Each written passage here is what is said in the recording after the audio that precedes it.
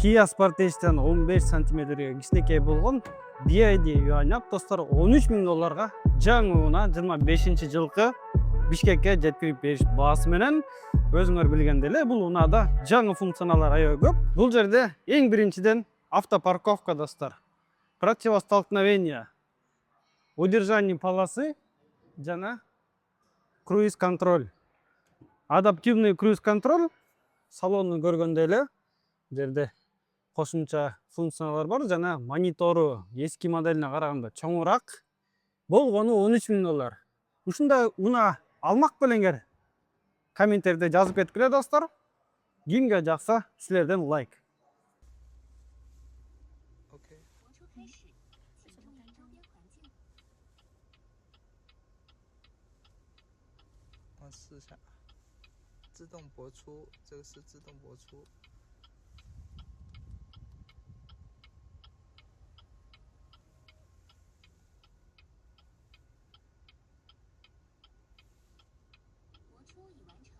OK，完成一个。